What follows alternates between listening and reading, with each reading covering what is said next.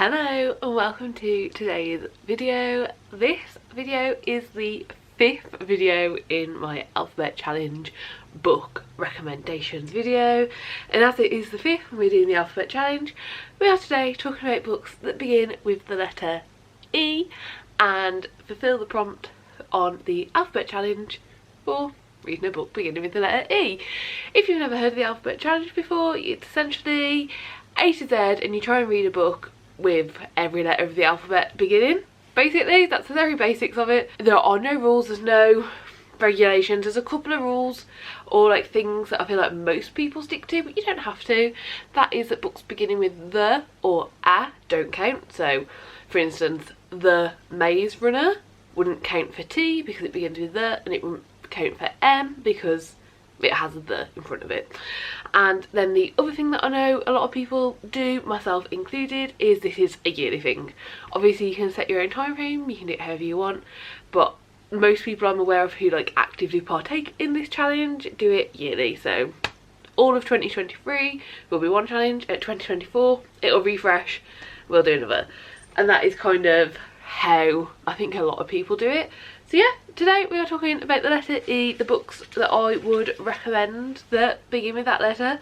Now this is a bit different to the usual videos. I have tried my best to always make sure that there are a lot of books to recommend and a lot of books for different readers and different reading tastes. That has just not been possible for this letter. I have, over the last couple of months, started and even sometimes finished books beginning with the letter E that I don't feel confident enough to recommend. Like, I am not happy enough with my reading experience, I'm not happy enough with my rating of them to recommend. So I only actually have 3 solid recommendations. For these videos, I always make sure that the books I'm recommending are either the first book in a series or a standalone. However, because there's only 3 proper books to talk about and proper recommendations to give for this video, I'm going to do 2 special mentions right at the very start. These are Empire of Storms. This is the 5th book in the Throne of Glass series. I think it's an amazing series, and if you are reading it, this would definitely fill the E prompt with it being an E. And the other one is Exit Strategy. This is the 4th book in a series of novellas by Martha Wells, and this is like sci-fi robots, but it's also a very cool, fun tie-in. And yeah, I would also really recommend this. And if you're already reading the Murderbot Diaries series, then if you get to book 4, this would fulfill it. So those are the 2 special mentions, just because I don't have a lot to talk about today that you can just pick up and get right into. So I guess I should tell you about the books. We have got a poetry collection, a fantasy that I would say is like borderline cozy fantasy, and a fantasy that I would say is more like magical realism. So those are the 3 genres. I know this isn't as many as normal if you've been watching all of this series, but hopefully if you are just looking for a book that begins with the letter E to read, this will still help you with that. And as always, if you are watching this and you have books that begin with the letter E that you have read and you would recommend, leave them in the comments, and this can be a bigger resource and people can use the comments as well. And I think that's especially important in this one. Normally I have like 6 or 7 books to recommend. This one, unfortunately, there's only 3. But let's get into them. So first of all, the poetry collection. This is Electric Arches.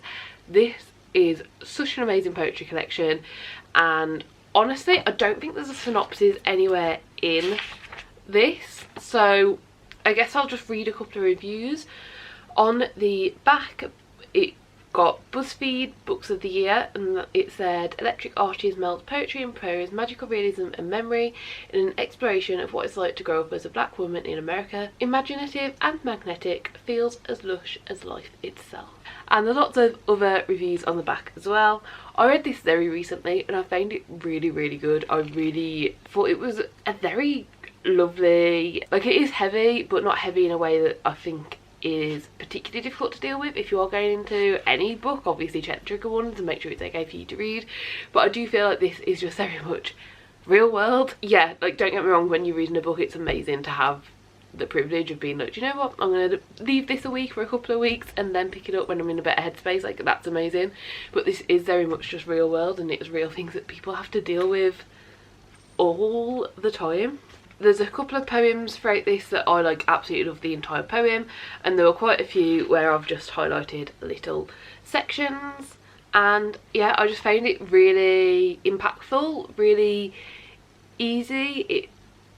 Look, if I'm being honest, if you are someone who is already seeking out this sort of content, you're probably not the person who needs to read it, but I still think it's so helpful and informative and necessary to have like a first person perspective on, you know, the shit that is our world. So yeah, don't get me wrong, it's like, it's not a super negative thing. Like, it ends on a very like hopeful note, but it is, you know, a lot. I read this in 2 or 3 sittings. It's a lot, but it's still a massive recommendation. I still really loved it. Then we have Every Heart a Doorway. This is book 1 in the Wayward Children series, and this is one where it is marketed as fantasy, but I would say it is kind of borderline in on magical realism.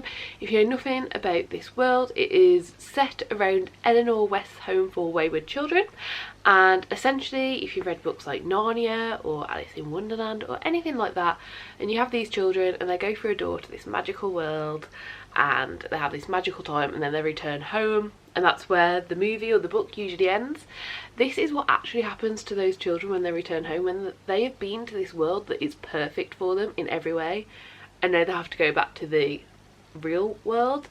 I think it's such an amazing book. I really enjoyed it. I've now caught up with the series. There's 8 books currently out. The 9th is coming out January 2024, so depending on when you're watching this video it could already be out.